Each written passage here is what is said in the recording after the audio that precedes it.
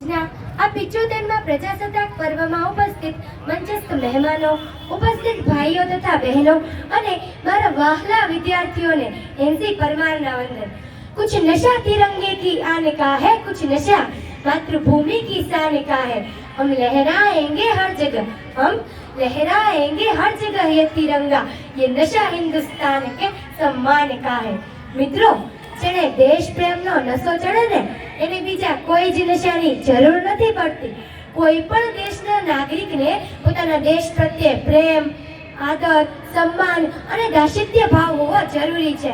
મિત્રો, આપણે આપણા હકો માટે લડીએ છીએ તો દેશ માટેની આપણી ફરજોને પણ આપણે ભૂલવી ન જોઈએ। બાબા સાહેબ કહે છે તેમ આપણે સૌથી પહેલા અને સૌથી છેલ્લે પણ ભારતીય છીએ। મિત્રો, આપણે દર વર્ષે પ્રજાસત્તાક પર્વ અને સ્વતંત્ર પર્વ ઉજવીએ છીએ। કેમ કે આપણને મળેલી આ આઝાદી મહામૂલી છે, જેની ખૂબ જ મોટી કિંમત ચૂકવી છે આપણે। આપણને ગુલામીની જંજીરોમાંથી મુક્ત કરાવનાર એ વીર બંકાઓની રાષ્ટ્રભક્તિ અને સંકલ્પ શક્તિઓને કારણે જ આજે આપણે ખુલ્લી હવા લઈ શકીએ છીએ। તો મિત્રો, આજનો આ અવસર એટલે કે વીરોને નમન કરવાનો અવસર, સપૂતોની સ્મૃતિ અને વંદના કરવાનો અવસર, જેને આઝાદી મળ્યા બાદ પણ દેશની સુરક્ષા કાજે પોતાનું સમગ્ર જીવન માં ભારતીના ચરણોમાં સમર્પિત કર્યું એવા વીર જવાન ભાઈઓને સલામ કરવાનો અવસર। દેશની સુરક્ષા કાજે મન મૂકીને લડનાર એ સૈનિકો જો તમારી સામેથી પસાર થાય ને તો તેને એક વખત જય હિન્દ જરૂરથી કહેજો, કારણ કે તમારું આ જય હિન્દ એમના માટે ભારત રત્ન કરતા પણ મોટું ઇનામ હશે। मैं भारत बरस का हरदम अमित सम्मान करती हूँ, मैं भारत बरस का हरदम अमित सम्मान करती हूँ, यहाँ की चांदनी मिट्टी का ही गुणगान करती हूँ। मुझे चिंता नहीं है स्वर्ग जाकर मोक्ष पाने की, मुझे चिंता नहीं है स्वर्ग जाकर मोक्ष पाने की, तिरंगा हो कफन मेरा बस यही अरमान रखती हूँ, बस यही अरमान रखती हूँ। तो मित्रों, હવે વાત આવી આપણી કે આપણે આપણા દેશ માટે શું કરી શકીએ। તો એક ભારતના સંતાન હોવા તરીકે આપણે રાષ્ટ્રીય સંપત્તિને નુકસાન ન પહોંચાડીએ, અન્ન અને જળનો બગાડ ન કરીએ, વીજળીનો બચાવ કરીએ, સ્વચ્છતા રાખીએ, એ પણ એક રાષ્ટ્રભક્તિ જ છે।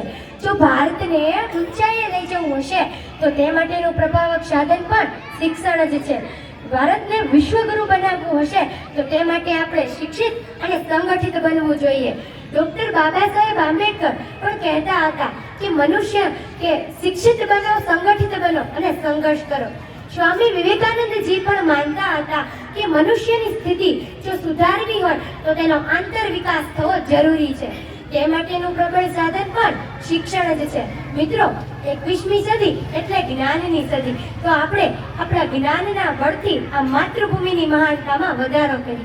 અને અંતમાં હું તમને એટલું જ કહેવા માંગીશ કે વતન હમારા ऐसा कोई छोड़ न पाए, वतन हमारा ऐसा कोई छोड़ न पाए, रिश्ता हमारा ऐसा कोई तोड़ न पाए।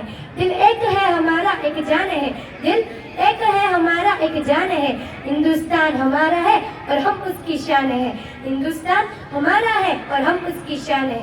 भारत कोई भूमि का टुकड़ा नहीं है, कि भारत कोई भूमि का टुकड़ा नहीं है, ये जीता जागता राष्ट्र पुरुष है।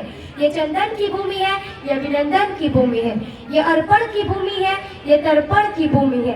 इसकी नदी नदी हमारे लिए गंगा है, इसका कंकर कंकर हमारे लिए शंकर है। हम जिएंगे तो इस देश के लिए और हम मरेंगे तो इस देश के लिए, और मर भी गए तो बहती हुई गंगा में हमारी अस्थियों को कोई कान लगा के सुनेगा तो एक ही आवाज आएगी, भारत माता की, भारत माता की जय, वंदे मातरम। अस्तु।